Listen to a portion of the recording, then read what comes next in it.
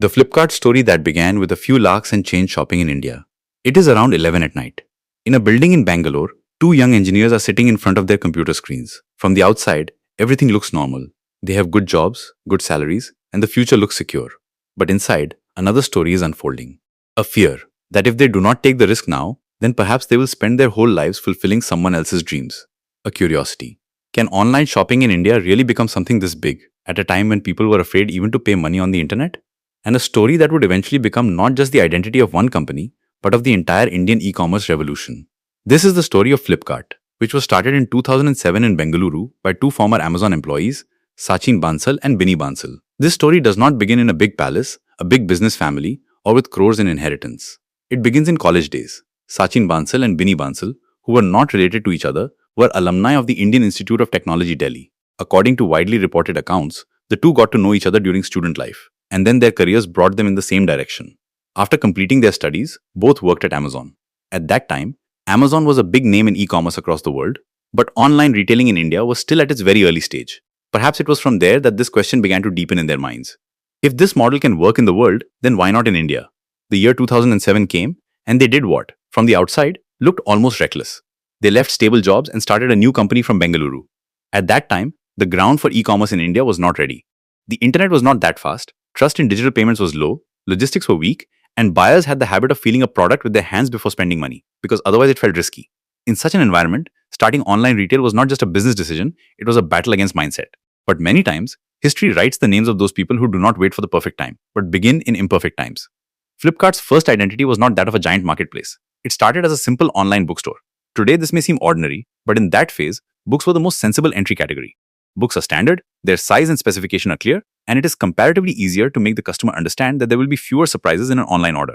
According to a Reuters Factbox, Flipkart initially sold books and later gradually expanded into categories like music, movies, games, electronics, and mobiles. It is said that the first book sold on this platform was John Wood's Leaving Microsoft to Change the World. There is a different symbolism hidden in this detail. A book that tells the story of leaving the corporate world to create impact, and along with it opens the first chapter of a company that itself is moving toward a big change. But launching a website and turning it into a habit are two different things. At that time, the biggest problem in India was trust. People would look at the website, even like the product, but stop at the payment stage. The fear was clear. What if the money is paid first and the product never arrives? Or what if the wrong product comes? This was the place where Flipkart did not just sell a product, but understood customer psychology. According to Reuters, the company popularized services like cash on delivery and also launched its logistics arm, 𝐴CART. This move was not ordinary. It brought online shopping out of being an abstract digital idea and delivered it to the doorstep of the home. Suddenly, the sense of risk in online buying began to reduce a little because the buyer could think, the product will come first, then I will pay.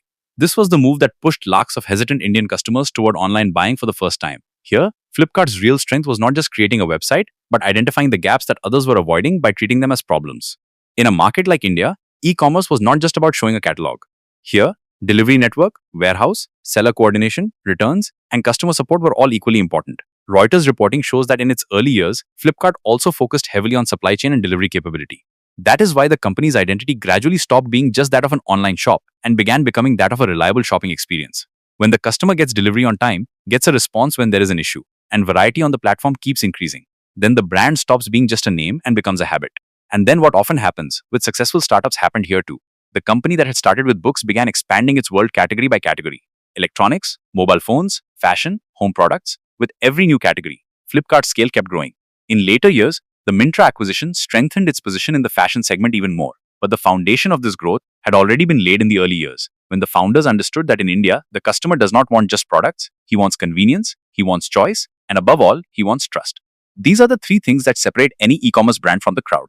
But behind every inspiring story, there are those chapters of struggle that people often mention less. Today, when we look at Flipkart as a giant, we forget that its early resources were very limited. Many reports and business accounts mention that in the early phase, the business was run in a very lean manner. Reuters' later Factbox does confirm that Flipkart gradually won the trust of investors in the world of funding. In the early years, investors like Excel Partners came in, then big names like Tiger Global joined, and by 2013, the company had emerged from multiple funding rounds and had become one of the most talked about companies in India's startup ecosystem. In 2013, Reuters reported that Naspers had invested in the 2012 round, and in that same phase, Flipkart's valuation had reached around the $1 billion mark. But getting funding does not mean everything became easy. The real pressure starts exactly there. Investors put in money only when they see future growth. And growth means expansion, hiring, warehousing, tech, customer acquisition, and the risk of continuing losses. This is the harshest truth of the startup world. From the outside, the company's name shines, but inside, the fight over cash burn, competition, and execution keeps going on. According to Reuters reporting, Flipkart's consolidated losses also rose, even as revenue surged in later years. That means the story was not just one of rocket-like growth, but also of the price that had to be paid to build scale. On one side, sales were going up, and on the other side, the challenge was also growing. How to sustain market leadership. India's e-commerce market was also changing during that time. Amazon India was gradually becoming aggressive, Snapdeal existed as a domestic rival, and online retail was no longer an experiment, but had become a serious battleground. Flipkart did not just have to win customers, it also had to carve out its place among sellers, investors, and regulators. That is why its story moved beyond the personal risk-taking of the founders and became a story of ecosystem building. They did not just build a company, they taught Indian consumers to trust online shopping. A generation that had started by asking, "Is it safe to pay money on the internet?" was, within a few years, waiting for festival sales on mobile apps. Then another major turn came in this story. In 2018, Walmart announced that it would acquire around a 77% stake in Flipkart for around $16 billion. According to both Walmart's official filing and Reuters, this deal was one of the biggest deals in the history of Indian startups and retail. This deal proved that the company, which had once started with the small idea of selling books, had now become a strategic prize for global retail giants. In the following years, changes continued in Flipkart Group's structure and ownership. Reuters reported in 2025 that Flipkart was moving towards shifting its holding company back from Singapore to India, so that preparation for an India listing could become easier. This also makes it clear that this story is not over yet. Only a new chapter is beginning. One more thing is necessary to understand here. In many old summaries about Flipkart, PhonePe is directly shown as being under Flipkart. But according to Reuters reporting, the separation of PhonePe was completed in 2022, although Walmart remained a major stakeholder in both. That means to understand Flipkart's journey, it is necessary to distinguish between old facts and the current structure. That is why in any business story, not just the popular version, but the verified version matters more. But if you look at this entire story very carefully, then the biggest secret of Flipkart's success does not seem to be just funding, timing, or luck.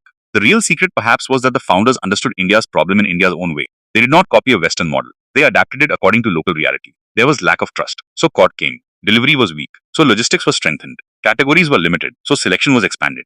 That is why Flipkart did not just enter the market, it also shaped the market. And that is what turns any startup from a company into an institution. But like every big story, this story too had a phase where pressure rose along with growth, competition became more brutal, investor expectations began to change, leadership roles shifted, acquisitions made the company more complex, and then there also came a time when Flipkart had to keep proving itself in the very race it had created. From the outside, this looks like only success, but inside many decisions were taken that changed the company's direction forever.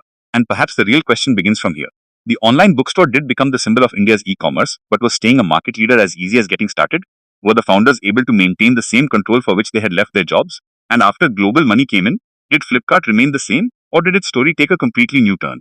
This is exactly the place where the first part ends, and before the next part begins, it leaves behind the biggest suspense.